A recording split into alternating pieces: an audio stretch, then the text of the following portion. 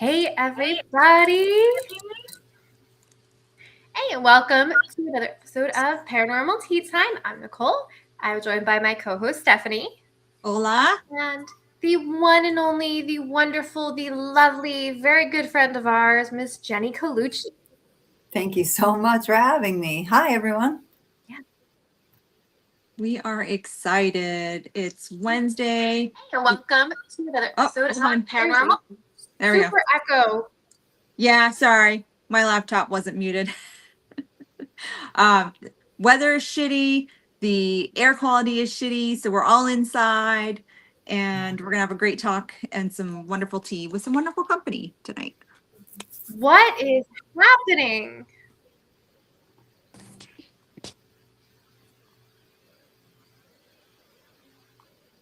You got What is going on right now? I don't know. Okay, is it better? Is it fixed? I don't know what the problem was. Okay. All right, we're good. I muted you for a second till it caught up. I don't know. Oh no. You're here. So let's try this again.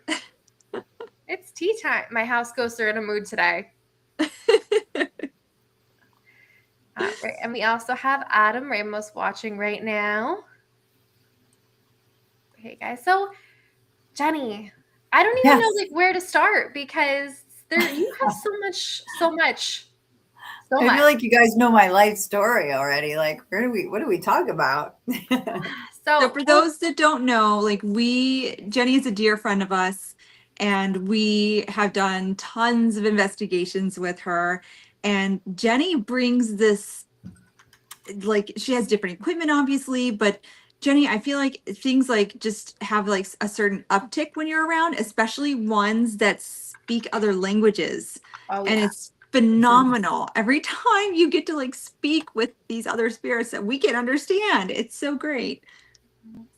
Right. It's something we don't think about, right? But we always think everyone speaks English in the world, right? we go to Italy, investigate. You don't think, oh wait, I might have to learn Italian, right? You just think, just gonna go speak English, right? But really, it does. It helps very much, especially in New York State where you guys are located, which is so heavily Dutch, right? Yeah. Yes. Yeah, because a lot of it was settled by the Dutch, so that makes sense. Yeah. Exactly. And Jennie's our secret weapon. Come in and we're we're not getting anything. And we're Jennie, can you say something in Dutch? And you almost always get a response, so that's kind of cool. Yes. We do. And usually a really intelligent one, which is really good. Yeah. Not that you guys would know. It could be saying, I want a peanut butter sandwich, bro. I'm just saying that. I know. But you could be turning around and telling us something profound, Right. All the answers to the universe. She's not. She's saying, you guys suck and I hate you. Get out. You call her niceties in English, and then she saves the other things for Dutch. Right, exactly. It's like a universal language for paranormal investigators. Get out. Usually followed by some F-bombs. Yeah. Exactly. I love working with you guys. I mean, you guys, Full Moon Paranormal, I have so much respect for you and love for you. And I like to think I'm a half moon because I'm with you all the time. So I like to, that's my little nickname for myself, a half moon. That's our half moon.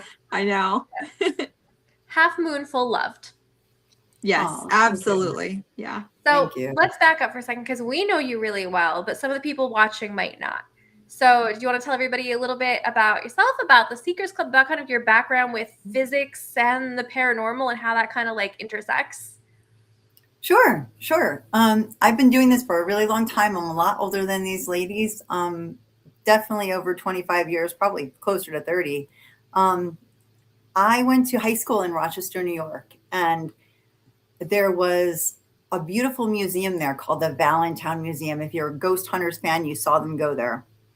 And my mother was a huge fan of history and reading and things like that. She came across a book about the paranormal and history at this museum and said, it's such a good book, you need to read it. And I was just always interested in the paranormal, but I thought, no, can I make this legitimate kind of thing? I sort of kept it to myself.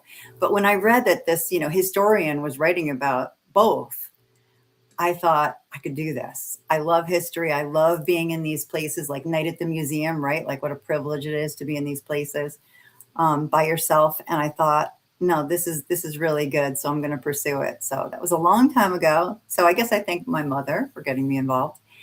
And yeah, I do have a background in chemistry and physics, and I'm definitely the nerd in every group I'm in, like the official team nerd. Love math, things like that. So I have no degree of mediumship skill. I joke to everyone, including you guys, that I would go to hell and be like, "Oh, it's warm in here. I wonder why." Like, feels a little warm. When people say to you, "Doesn't this room feel heavy?" I say, "No, no, it could be." That's why I rely on people like Stephanie, especially, to lead me where I need to go. So right now, yeah, I have a podcast.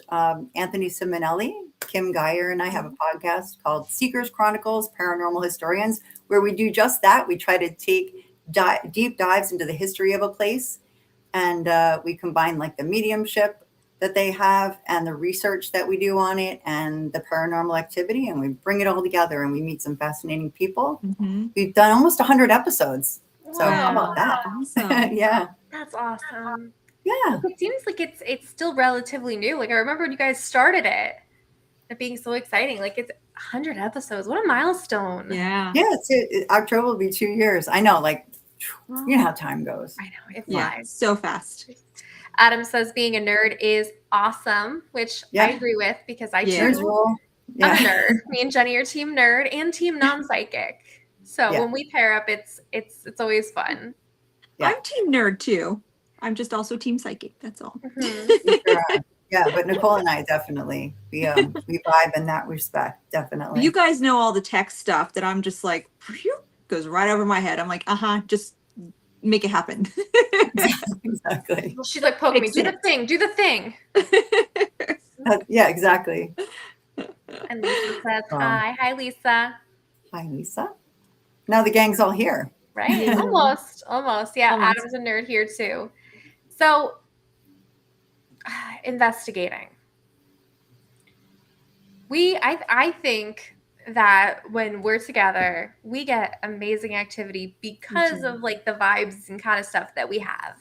And I know you're big on like community and para-unity too, and who you investigate with and bringing a really good energy to that. Do you think that has like an effect on how much stuff we get?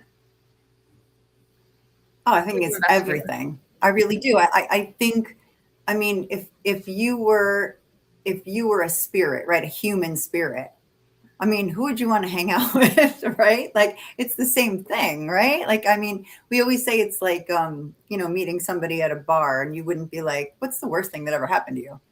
Tell me about the saddest moment of your life. You wouldn't be that. But if you saw some people having fun, and enjoying themselves and they said, hey, come have a drink with us, you'd be like, yeah, sure. Yeah. And I think we get some of the best stuff when we're just being ourselves.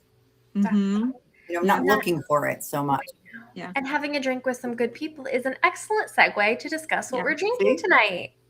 Very good. Perfect. Stephanie, what have you got? You're up first. So I have Harney and Sons. Because Jenny, if you haven't been watching, like I've been calling it Herod and Sons forever, and finally I'm learning that it's Harney and Sons. So my apologies to Harney and Sons. But I'm drinking Tower of London, and I chose to actually go with my cutesy wootsy little teacup, and it has its little matching spoon, so I can stir in my sugar. Very, very cute. I have my Paranormal Tea Time mug, and I am drinking Adagio strawberry herbal tea. Ooh, that sounds fancy. It seems very summery, so yeah, ooh, that's perfect. I love strawberry. That's great. Yeah. Jenny, I have a summer birthday, and we always do a strawberry cake because it's in season. So that's perfect. Yeah. Yeah. Strawberry season. So I probably get kicked off the program that I've never drunk tea. Don't drink tea, but you both know what I drink a lot of. Coffee. And that is espresso. I got a double espresso. Very nice. However, because it's a clear mug, I did bring along some water in a Penhurst mug in my favorite color. So All right, there we go. I am participating, but You in the got meantime, the, I'm going to drink my double espresso. yes, you got the So spooky cheers. mug too, and beverage. That's okay, because what was it, last week I had a hard iced tea in my cup, Mhm. so Yeah. it doesn't matter. Yeah. Brianna's drinking an Olipop vintage cola, and it tastes like dust. Oh no! Try the grape. That's my favorite. Is it because it's vintage? Hey, Ag. It's that old? Maybe. This needs sugar, and I don't know if I love this hot, but Yeah, it's I like to put my granulated honey in it with a little splash of half and half. So very nice. And Adam's drinking bottled water. Very healthy. Very good choice on Good the job. hot summer days. very nice. Or you could just drink plain espresso and you don't have to worry about anything. Yep. This is true. This is very true. So I'm going to add some sugar and imagine this is cold. Speaking of imagining, Jenny, you are doing a talk and a workshop at the Hollow. Yes. That we've talked about a couple times here, August 22nd. And your talk is about imaginary friends, doppelgängers, tulpas, that kind of thing. Mm-hmm. Yes, definitely. Cool. So my at the Hollow, as like you, I'm giving a lecture and doing a little workshop. But my talk is called Haunted by the Living. So it's a little bit different than our usual investigation of people who have passed away, a long time ago or recently or whatever. Let's just say it what it is, dead people, right? We investigate sometimes. Yep. It occurred to me, I was at White Hill Mansion in New Jersey, which is something we mention like every week on our show. It's like a place we always come back to, right? When we talk. It's an awesome place. Yeah. And the last time I went there, they had a new collection of dolls. And they said that, people came in, they felt like they were creepy and they were haunted. And now, several months later, people would come in and get activity around the dolls. So they didn't at first, but then they did. And I thought to myself, I wonder if that's because everybody kept coming in and it's like, pass it on. These dolls are haunted and creepy. Pass it on. These dolls are haunted and creepy. So I went down the rabbit hole, right, of like thought forms and egregores and tulpas and doppelganger, all the things that we can create with our own minds, right, that come out looking like paranormal activity. So that's basically what we're going to be talking about. How we as investigators affect the locations we go to. Yeah. And that's a really interesting topic because we go into these places and people don't realize that we leave our own energy there as much as, we take energy. Yes. Exactly right. Yeah. Mm-hmm. Yeah. I learned years ago when I had an attachment, and the people that were coming into my house to actually block my house from this attachment that I had, they explained to me, especially because their husband is a shaman and they're actually from South Africa.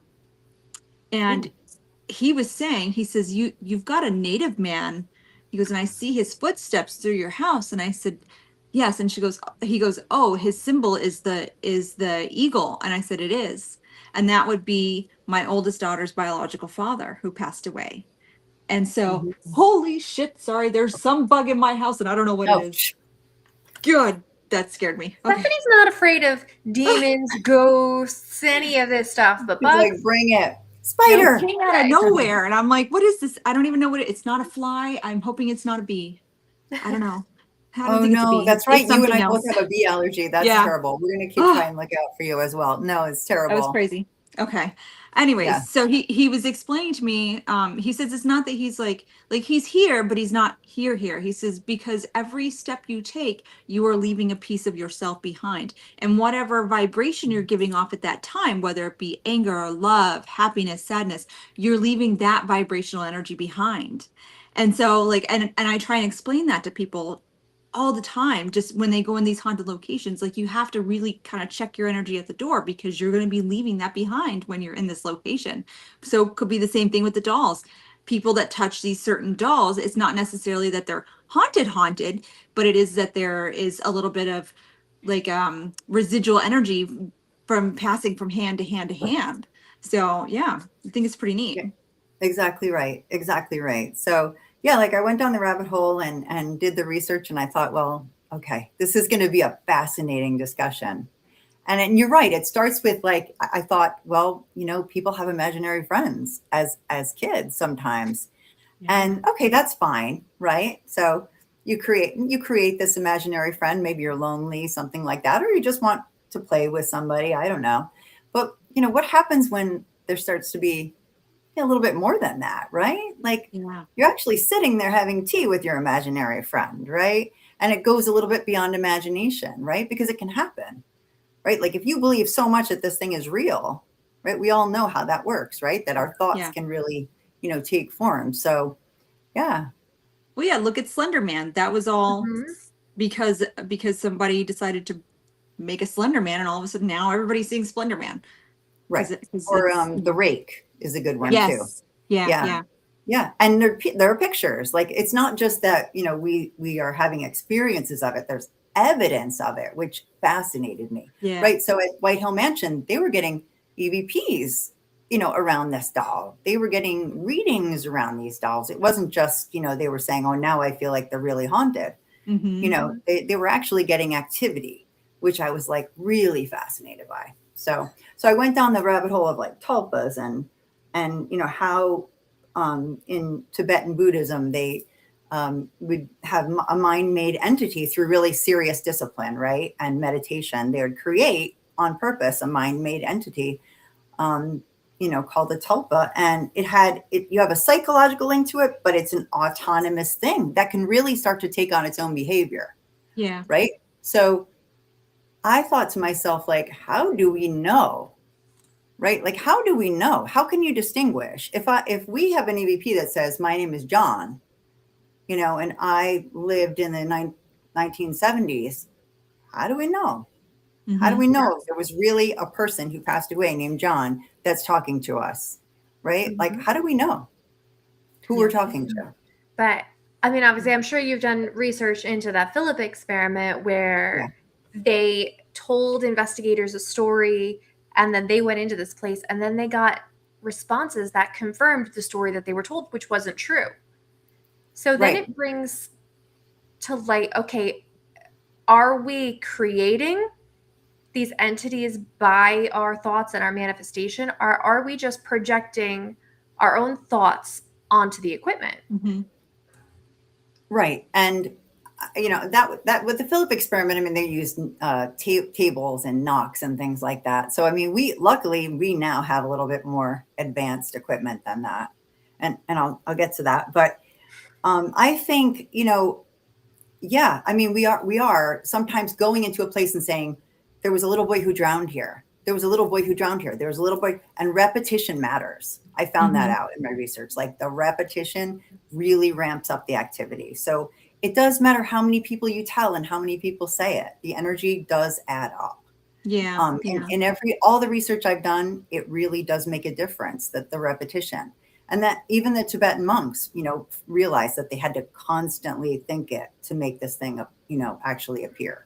Yeah. And really be mindful of it. It couldn't just be like, oh, I want to create a tulpa, kind of thing. Yeah. Well, it's a form of it's like a form of manifestation too. Exactly right. When you put that energy out, when you think about it enough, whenever you are manifesting, things that you want to come to you or things that you want out of your life, it's going to happen. So exactly. It's, But what happens when you start to go to a place where they say a little boy drowned here, and then you're getting EVPs of a little boy, you're getting a picture of a little boy, right? Yeah. Or, and he says, I drowned, or, something like that. Now, and it never happened. And then you can look in the archives, right? And this has happened to my co-host, Kim, where she's gone to a place where they've said over and over that this happened. And then she found out this little boy lived until he was, 92. Yeah. And he never drowned, and he died of a heart attack at 92. Yes. And so who are we talking to here? We're not talking to the little boy. We're talking to the thing we formed. What do you think of the idea that like a traumatic experience like that can cause kind of a living ghost? Like a part of that boy from that really traumatic experience, that energy went on to reside there. Yeah, I think that the main reason that people, and even their online communities for tulpamancy do this is for, a connection, some type of to calm them, to reassure them, to be a friend to them, some kind of, antidote to loneliness kind of thing is a lot of the reason that some people create a tulpa. And I also found out that most of the time it's a really good thing. Like almost all the time, it gives people, they did MRIs on people and dealing with the tulpa and dealing with their friends, and the same areas were activated. That social contact was activated. So it's a good thing, right? But what happens when there's a famous experiment where it went wrong and the tulpa started misbehaving and doing bad things and things like that? What do you do then? Right? Yeah, you can't uncreate it. Yeah. Well, you can evidently, and the monks could reabsorb it through discipline as well, but I wouldn't trust myself to do that. No. Yeah. It's a lot of. Brianna actually makes a good point. Is it the concept of manifestations, or are the spirits manipulating it? Because we know spirits like to just, oh, you think it's a demon? I'm going to play like a demon. So we know that they manipulate sometimes too, just to get reactions and interactions. So yeah, it that's could be fair. both. It could be That's either. fair. Like representing yourself as that little boy could be true. Yeah, that's for sure. And certainly you could go to a place that is haunted, right, by a person who lived there or passed away there, and also perhaps affected by something somebody created. Yeah. There's always a nurse, right? There's always like a nurse who did something terrible to herself. There's always like, and you start always to a little wonder. girl. Yeah, there's always a lady in white. And I thought to myself, well, probably there is, but also, well, now I've looked into some of these lady in whites, and the ones that they have been able to identify, like technically the lady in white at the Hinsdale house would be Nancy. Now the last name escapes me, but she was one of the first owner of the land and the building, like her husband. And what I figure is that they died in their nightgowns, like they died in their sleep, and so that makes them a lady in white, because pretty much all nightgowns back in the day were white. So that's kind of just what I've gathered, looking at some of the these cemeteries that see a lady in white and things like that. So yeah, I think it's somebody in their nightgown.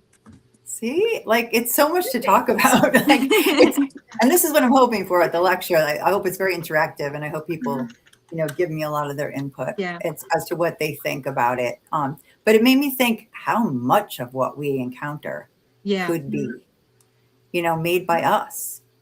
Mm-hmm. I feel like it's a lot, and I always say that I'm the ghost hunter that doesn't necessarily believe in ghosts. I know that we're documenting something. I know that we're experiencing, interacting with something, but whether it's our own projections, interdimensional, the actual spirit of a deceased person, or if it's some of these thought forms or whatever, I have no idea, but that's what makes it so much more interesting to me. Yeah. Right. Me too. But, Stephanie might feel like she does know. You do know who this is because you experience this entity in a different way than we do. So respect. Yeah, I do. For instance, when we were at Madame Brett's, and Susan and I were connecting with this priest type of spirit, I wouldn't have gone in there thinking the priest is here. There's just, I don't know, my brain doesn't work that way where I just make up things. It feels like it some days, because I'm like the chicken toes example. Why would I be sitting there thinking of painted chicken toes? Why would I even think of that? You know what I mean? Mm-hmm. It's so random. And so some of these thoughts that come in are very random. And then once you just kind of sit with them and just let them talk, let them do whatever they're going to do. Let them show you whatever they're going to show you. And they'll show you bits and pieces of their life. And so seeing this priest at Madame Brett's, seeing him at the table, seeing a maid walk in, bringing him a sandwich because he's so busy, he doesn't want to come out of the room to go get a decent meal, seeing him kneel and telling me, you don't be at the kneeler unless you are actually praying to God, very, very strict, because I was thinking, let's see if we can work him up a little bit. Let's see if we can get him to talk. I'm going to kneel on the kneeler. And that's when he was like, bam, no, you're not actually praying. Get off the kneeler. So, things like that happen. And I find it pretty fascinating, but it also gives me just, it makes me kind of look at things a little differently sometimes. I apologize for being disrespectful to the kneeler. I am a Catholic, so I understand how important it is. And that was a very important piece for him. So, I told him, turn it around. Don't let other people kneel on it. just in case, so it's pretty neat.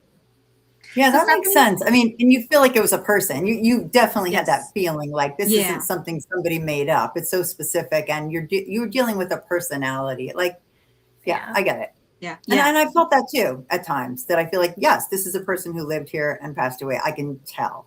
Yeah.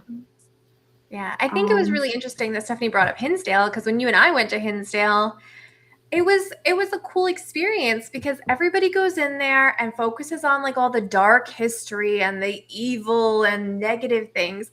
And we went in and had pizza and treated it like a family home, like it was. And Yes. we got a majority of positive interactions. Yeah. The Hinsdale to me is kind of like the Conjuring house. What you go in with, you're going to get. If you're asking for dark and deadly, they're going to show it to you. And I feel like they're all intelligent enough to actually notice the difference. And they're going to be like, you want to play? Let's play. But if you go into it with an open heart and an open mind and expecting this, more profound personal experience, I feel like they're going to come at you with more respect and they're going to give that to you. And that's exactly what I got at both locations. That's fair. Last time I went to Hinsdale, I knew because I had this prophetic dream that I was going to be gaining a new spirit guide that was going to be Native American. And I knew that it would be at Hinsdale. I'm like, that's the only place it can be because there's such a huge Native, presence on the land. So I took my crystal. That was going to be my offering. I took it up to the offering tree. I said what I needed to say, and I came back down and I sat down by the pond just by myself. And 3 hawks kept circling around for quite some time, and I was like, "That's my sign. That's my sign right there." So, Okay. yeah. Wow. So I had a Yeah. more spiritual experience at Hinsdale, which was wonderful. And outside, right? I mean, like And it outside, was I find outside. is Yeah. it's a very spiritual area outside. Yes. Yeah. Yeah. Yeah. For sure. That's where the Definitely. Pugwaji was. I agree, Nicole. The first time Yeah. we went, we made pasta. We made pasta on the stove, and we had this big pasta dinner. Yeah.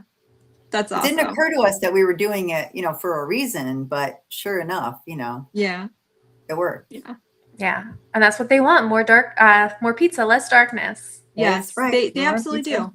Who Kay doesn't? Colburn that works there, she said it before, like over the years, like it used to be super dark, and then over the years they've just worked on it and like become more personable and talk to the spirits like they're human beings, and it's dimmed it down and it's made love and light come back into the place, including the land. So it's wonderful.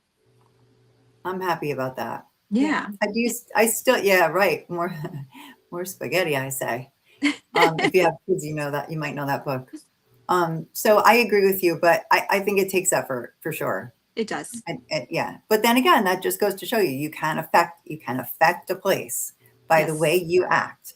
Yep. Right. Mhm. Yep. And Absolutely. you can. I truly think, speaking about the Philip experiment, I do think that if we told everyone that there's this location and it's dark and we said all these terrible things about it and exorcism and things like that, that it might affect the way that we go in and continue it rather than change it. So I totally agree with that. Yeah. Or we can affect it by the fact that, like, even Dan has said, like, this place was really negative when he first got it, and he's like, why am I buying this? Why am I buying a house with a failed exorcism? Yeah.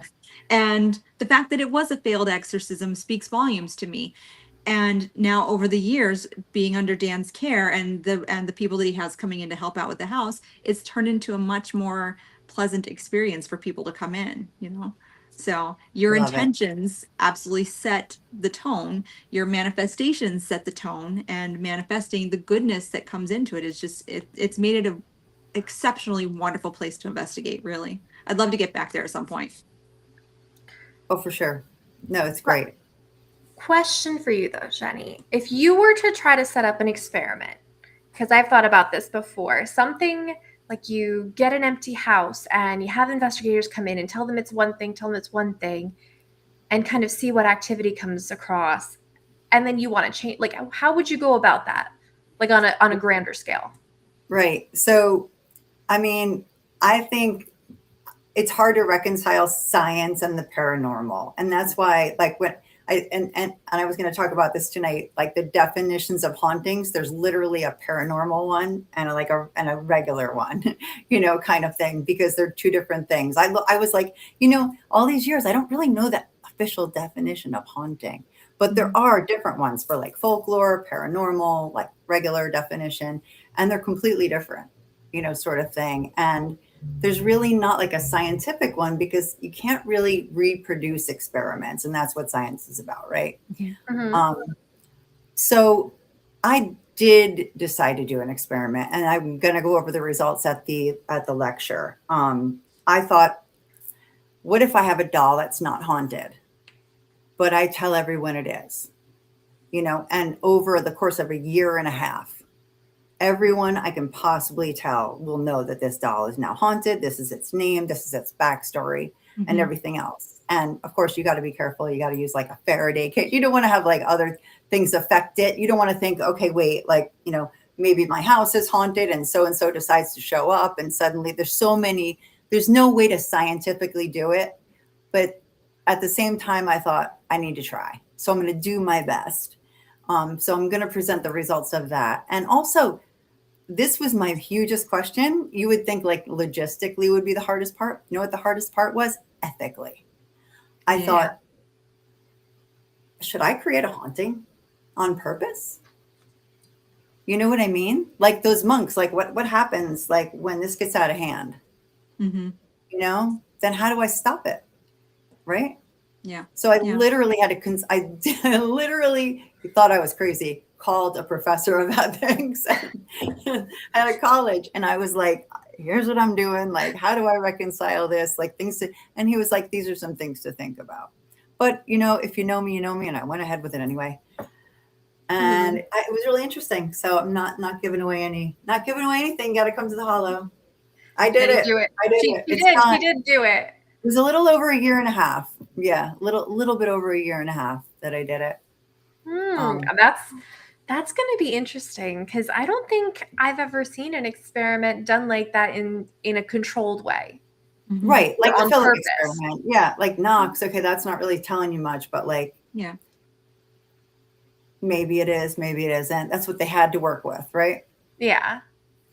Oh, you mentioned the definitions. So you want to tell everybody what those are? Yeah, because everybody, first, I would love everyone to think about what their own definition of haunting is, right? Because like I always, we investigate hauntings. We think, okay, well, people die and they do things, kind of thing, or whatever.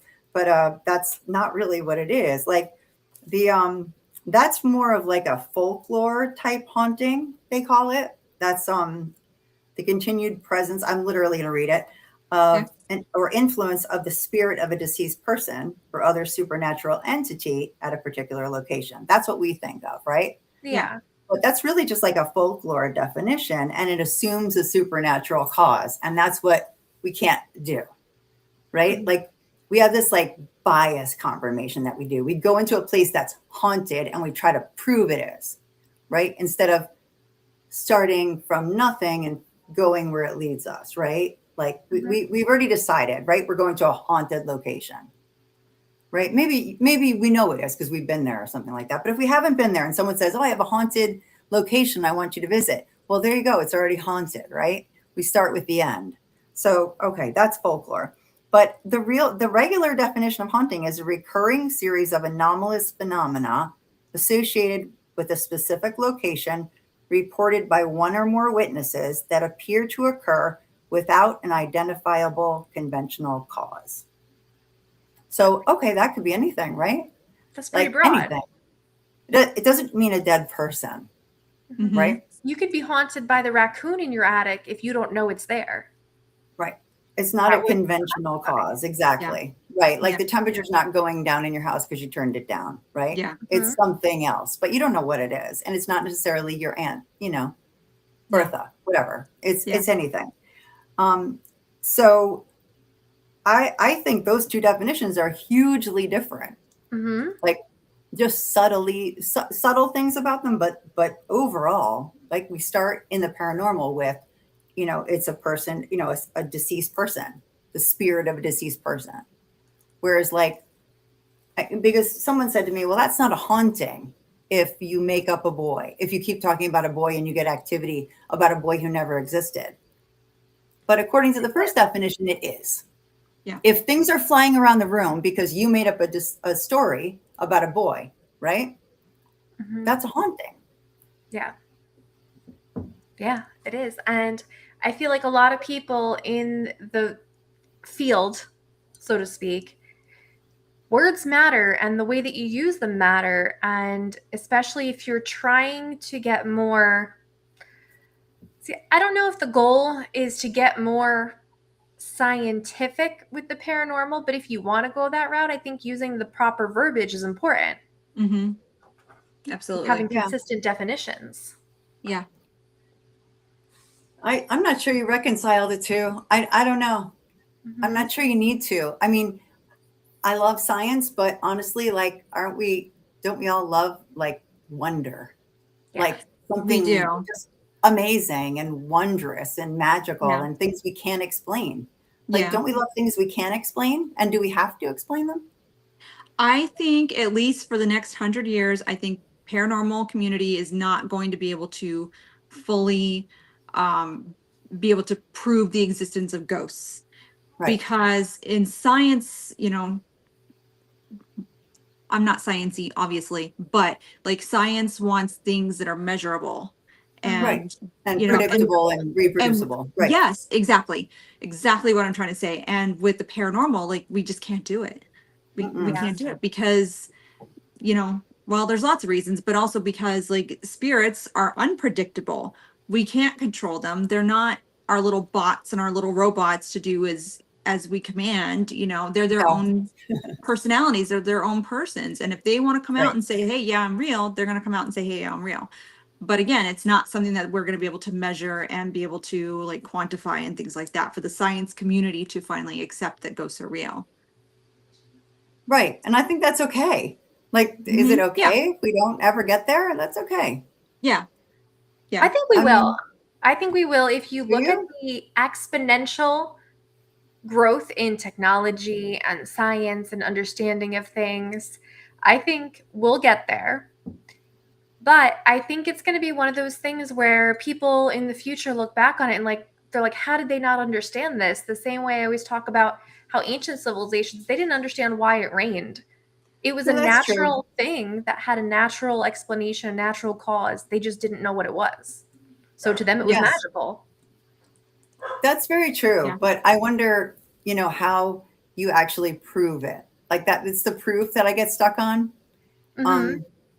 I think people say to me, like, what's your least favorite piece of equipment? I'd be like, well, I don't have one, except I don't like equipment where people go from, oh, there's static in the room to there must be a ghost here. Like, that's a big jump. Mm-hmm. That's like too big of a jump for my brain kind of thing. Yeah. Like, oh, the meter's going off. It's a ghost. Like, you know what I mean? No, like the meter's going off because it's registering a certain thing that you're measuring, right? Like, I don't know how we make that jump as investigators so quickly. And we're all guilty, right? Like, go right to ghost, right? Like, I'm not pointing the finger at anybody because like we all get excited, right? But, you know, like, oh, that must be a dead person. Like, I don't know. That's a big jump to me. So I don't know, like, what the proof is. Are we going to see them? Like, we hear them. I hear them. Nicole and I hear them all the time when we investigate together. Yeah. Telling us to get the F out. Yeah. Right. Like, I mean, at what point is that proof? That's the only thing I think. I don't disagree. I don't agree. I don't know. I hope you're right. I just don't know, like, at what point were you like, that's definitive proof? I just don't think the proof is going to come in our lifetimes at all. Probably not. Yeah. I can't see it. And with the onslaught of like AI and stuff that's able to totally manipulate something being real, it's going to be very, very difficult. And I think that's part of the problem of why we have so many naysayers still and stuff, because things are faked all the time because people want attention, and it's kind of ruining it. To another thing, because we always come back to the AI thing. Yeah. What do you think about AI And the things that you're talking about here, like, can people, because people are marrying their AI and like falling in love with them, can you project an intelligence or a entity into your AI, do you think? Definitely. Oh, I definitely think you will. I think we'll do that soon, very soon. I mean, kind of already are, right? Yeah. Like how I wake up and I say, Alexa, it's going to go off now. Like, what's the temperature? But you want to say thank you when she answers, right? Yes. Like, I know I do. Like, I sometimes like, hey Siri, do this. That, like, thanks. It's just natural, right? Yeah. Or like when you're checking out at the supermarket, right? And it's like, thank you, you're welcome. My daughter says you're welcome. Like, I don't know, you start to like personify these, what do you call it? Turn them into human beings, really. Yeah. So why not?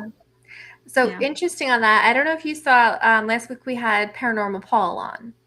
I know you know him. I love Paul. Of course I know Paul. So we kind of did a thing accidentally, not planned. And it's like, okay, AI named itself. And then we're like, all right, ask AI to tell you what it looks like. And they all looked the same. They did. Completely unrelated. All the pictures that AI generated of it were the same. Yeah. Interesting. Yeah. I mean, I'm not a computer person, so I don't know really, like, I don't know how that part works, but I do think that if we can have an egregore, a thought form, why can't, AI create something? Well, that's basically what AI is doing. Right? Yeah, it's artificial intelligence. It's learning based on your style of typing and what you're looking up and things like that. So it makes sense that it would try to, like, especially for us in the community, like, that it would essentially put the same picture together for all of us because it's learning from our searches, Exactly. And with just little tweaks of individual things. Like, mine had a little bit of tarot and a little bit of like, psychology books because of my schoolwork, but it's because of the things that I've inputted into ChatGPT, basically. Right. So, yeah. Right. Exactly. No, exactly right. But why isn't that the same as like us saying the same thing over or describing something? Oh, this place, there's like a lady in the tower and she's like the same thing. Now AI just makes a picture of her. Yeah. But like if you look in, so Bree brought up a good point with the aliens. We're probably going to have like we're obviously getting already proof of life outside of Earth, so that's obviously coming way before proof of ghosts.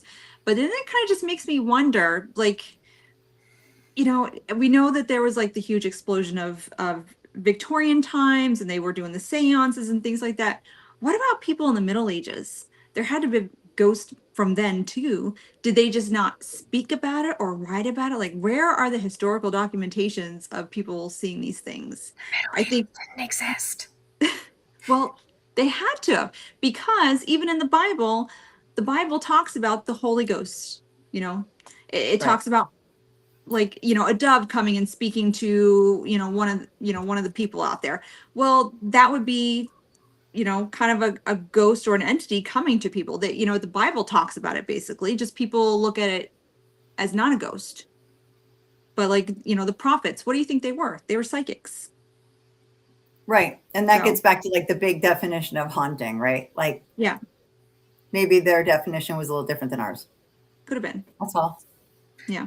Do you have a different definition for ghost, spirit, entity? Like, do you think of those things differently or you think of them as the same?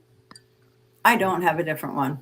No, to me, they're just, different shades. There's just different shades. I mean, is it not a ghost if we create, something that we can photograph and hear the voice of or anything? I would still say that's a ghost. It just isn't a human, that lived on this earth. Yeah. We do have a question for you. It's from Brianna. Jenny, could you say like the concept of spirits appearing before you meet them is a possibility? Like you go somewhere and get a response that is relevant to the next place that you're going. Oh, that's definitely something Stephanie gets, right? Like in dreams and things like that. I have definitely medium friends who get that. Yeah. But I don't see why all the time. I mean, like this is a whole other side of like, this isn't about my lecture. This is a whole other side of like consciousness, right? Like the whole, thing with consciousness. And I think in that respect, yeah, definitely. Mhm. Definitely. If you think of this like large shared consciousness, definitely. Why not? Yeah. I mean, I've had plenty of times where ghosts have come to me even a week before a reading, or, you know, somebody coming, like say the hotel, you know, and I do readings there. So like I'll have a spirit come to me and start talking to me about X, Y, and Z. And it's for nobody for an entire week until the next week when those guests come in.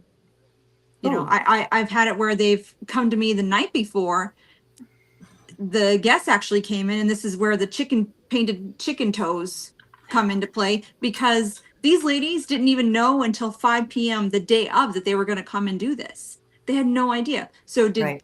did the spirit of, you know, it was their sister, did she manipulate them into coming to this place so that I could be able to give them the message, you know? So it's pretty neat. It's pretty fascinating. And I say I don't know a lot. Like Yeah. as I'm doing this, like And that's I okay. feel like I say I don't know more than I say I know anything. But it's 'Cause I valid. feel like we don't know Yeah. anything, right? Like Yeah. we say that a lot. We say that a Yeah. lot as friends, like we know nothing. Mhm. But I don't think that's so bad. Like I No. think I'm just one who feels like that's not a bad thing that we don't know anything. Yeah. Mm-hmm. Yeah. Yeah, like I'd rather have somebody say, I don't know, than claim to be, I'm an expert in everything. I know for sure, without a doubt, this is what it is. Yeah. How? Yeah. Yeah, how could you? Yeah. Yeah. Exactly. No, I think that's a fun. I mean, it's fun, right? Like it's fun. Well, and I think that just point blank, I think there are some things that we are not meant to know. And this may be one of them. Maybe in 1,000 years, maybe it'll come to light and science will accept it. But right now, I think it is just something that we are not meant to fully know and understand. I I'm mean, gonna we're all here because we love the mystery, right? We Like we're do. We all do. here because we love the mystery, or Yeah. we love a good ghost story, right? Like, Yeah. there's nothing wrong with a good ghost story either. Yeah. But I'm going to ask you the question that we usually ask on Alienate that we haven't in a while. If you could wake up tomorrow and know everything about the paranormal, for sure, everything about it, would you want to know? No, definitely not. That's Stephanie, you easy. would? I absolutely 100% would. no. I would totally No. would. No, I would. I wouldn't. No, I Because would it would not. give me like access. Okay, this ghost is here. This ghost is here. Abraham Lincoln's not at the White House. He's over in this house in He's Yonkers at or the something. Columns You know what I mean? Museum Yeah, in Milford, exactly. Pennsylvania. Yeah. Yeah, He no, actually, yeah, that could be. But then where do you go from there?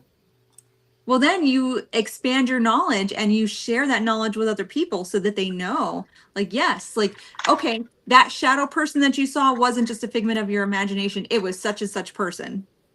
That's a lot for one person. I think. I mean, my head would probably explode, but I Yeah, still, I I want to know. I wonder, like, you'd have to be really strong. Like, I honestly think this. I think you'd have to be a really strong person, you know, psychologically. You know, Yeah. I think it would be a lot on one person to know. Yeah, that's Yeah, true. A lot of I weight. do. But Yeah. I do. I No, I'm compare happy it. where, and yeah, I get where you're coming from, but I'm totally happy where I am. Yeah. Yeah. I mean, The I chase, the spent a mystery. lot of my life doing those reproducible experiments. I'm ready to have stuff that I can't. Yeah.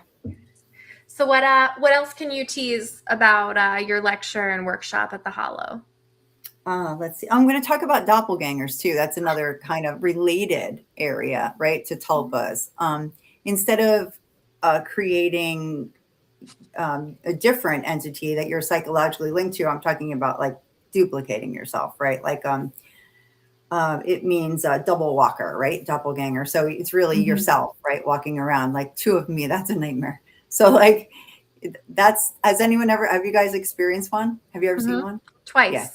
Yeah. I don't Crazy, think I've right? actually experienced one myself, but I have had people say, like at Hinsdale, actually, weren't you just upstairs? No, I've been downstairs the whole time. Like Right, I right, literally right. just saw you upstairs. Nope, I was, promise you, I was not upstairs. So it's pretty neat. Right. No, I think they're fascinating. I really do. I really do. Like that. It's a totally different story. Really. I mean, it is, I think it is a tulpa. It's just a specific kind of tulpa, Hmm. right? To create a doppelganger. Yeah. I actually did see one. I did have one. I did see one once, and I see nothing. I'm always that person who's like, I haven't really seen that. I haven't seen that. Until you actually do. In 30 years, I saw my first shadow figure maybe 3 years ago, like in person, sort of thing. So I rarely see anything, but I absolutely saw a doppelganger. I'm 100% certain of it. And it's one of the things that really got me interested in this as well. What were like the circumstances? Can you tell us the story? Yeah, sure. I was on a hike with our friend Richard Michelle, the medium and the investigator, and was on a hike at an abandoned mine. And I looked up, and there was like a circle of stones this way, though, like vertically, not flat. And I saw him look at me through them. And I said, don't move. I'm going to take your picture. That's a perfect profile picture. Because it was like this beautiful formation of stones. And he was like, hey, through it. So I went like this to get my phone, and I turned, and he was gone. Right. And I was like, Richard. And I turned, and he was way, way, way down, like way, way down walking. And I thought it was just us. And I was like, okay, like, I'm not going crazy. Like, I saw you there, to the point where I went to take your picture, like, and went through the whole process. Oh, this would make a great profile picture. Like, that's a lot to think. Yeah. Or like something you think you saw. Not like out of the corner of your eye to be like, wait there, don't move. No, enough. I was like, stay there, don't move. I want to take your picture. That's there. That's there. That's how I'm so certain. And then I said, I don't believe you. I think you just ran away, kind of thing. He does run fast. Well, I still didn't think anything of it. I just said, oh, okay, you ran up there. So I said, you know what? I like it. Take my picture. And I walked around the back of it, and you can't get there. It's completely blocked off. Yeah. Yeah. And when I saw that you literally physically couldn't get to it, I went, either the possibility is that I did see an apparition of a miner, that my brain turned into Richard because I'm with Richard. But it makes sense. I don't know. No, I saw Richard. Yeah. No, if you said, like, answer right now, I'm going to tell you I saw Richard. Yeah. That's a crazy one. Spooky Shiv says, have we discussed Robert Bandoff's Gettysburg doppelganger? And hi, Jenny, you look great tonight. Hello. Oh, have we told you that story yet?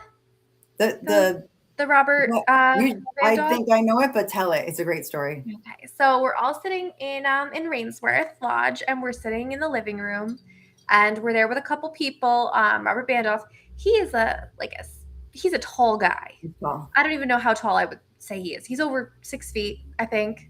He's tall. For sure. He can tell his presence. And we're sitting there, and me and Lisa both see Robert come around the side here and stand there.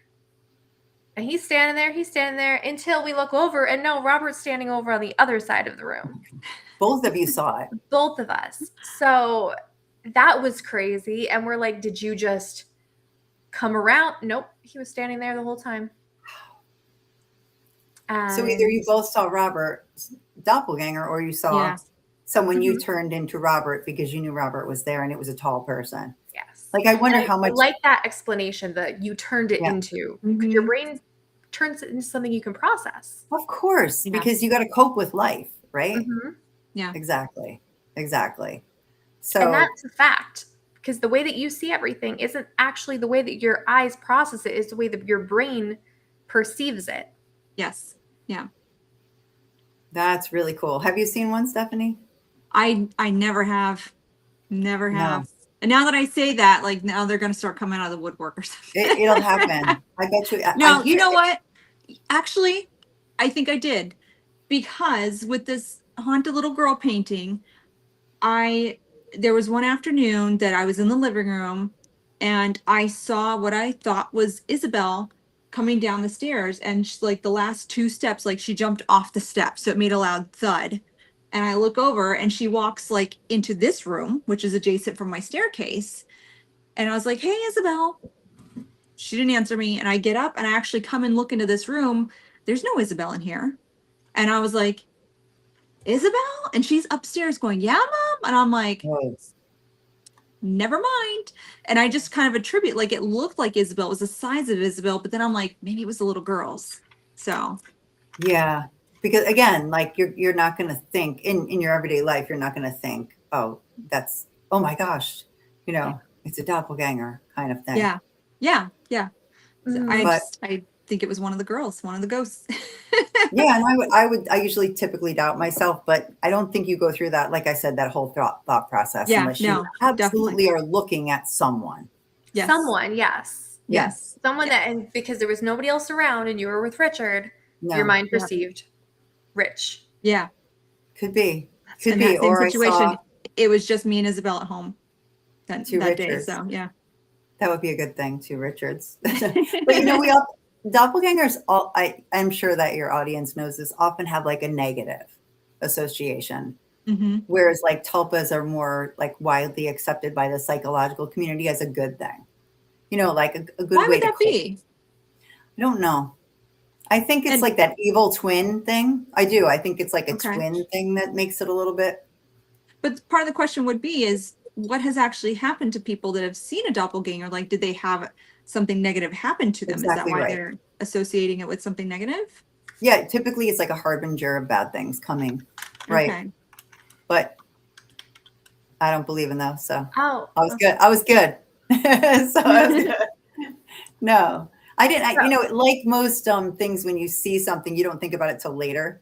Mm-hmm. Kind of thing. Yeah. Like like an hour later, I was just like, holy, I think I just saw a doppelganger kind of thing. Yeah. You just don't think of it. Yeah. At the time, Yeah. So that is a really cool experience, and for you because you don't see things. You're like me. You don't see things super often. Never. But when you do, never. It's like profound. Yeah. Right. Exactly. You and me are very similar. It's like if I walk in and I tell the girls like I'm feeling something here, like I'm feeling something. Yeah. Right. It's intense. Exactly. Yeah. If Nicole sees something, something's going on. Yeah, for sure. For sure. But like I said, when I first started talking, and I've been talking so much, sorry. I have a podcast, so I get to ask the questions and listen the whole time. And then someone asks me a question, I'm like, finally. Yeah, talk. That's why you're here, lady. Hear your story. Yes. I get to talk. Yes. Finally, it's my turn to talk because I love listening. So, no, I mean, I rely on people like you so much, and like, where do I start? I walk into a building like, I don't know where to start, but you might be like, hey, I'm feeling like there's a lot of activity going on in that kitchen, okay, great. Yeah. I need that guidance. Yeah. And I love working with mediums. Love it. Thank you. Yeah. We love working with you anytime. And I like that balance that, I don't want to say skeptics, but like the more skeptical side and the more skeptic for psychic, like the balance there. Mm-hmm. It's good. Yeah. Well, I think like our team in general brings a good balance. And then when we bring Jennie in, it's like, it's just fully amazing, really. Yes. Like we always get such great evidence with you, Jennie. We always have such a good time. Yeah, and when I'm freezing, you always loan me your heated coat when I didn't have one. I am the team mom. I've always got like, who needs an extra coat? Who's got it? Yeah. No, I've always said like you are the salt of the earth. You are one of the salt of the earth. Thank you so much. You guys, this is making me feel so good.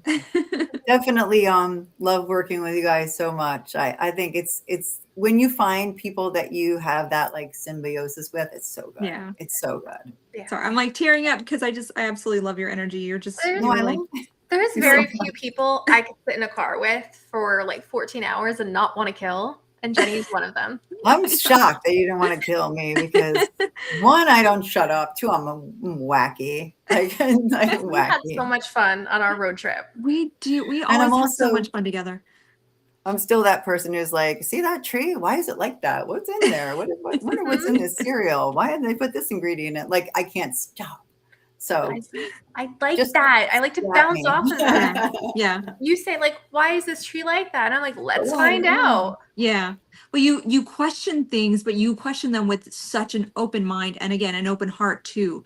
You are completely non-judgmental when we go into locations and even just sitting there BSing like just together, just, without all the investigation stuff. Like you're a very easy person to talk to. And again, you're so non-judgmental, and it's like the energy just flows so naturally. You know what I mean? And there's only a handful of people that really happens with, and you are definitely one of them.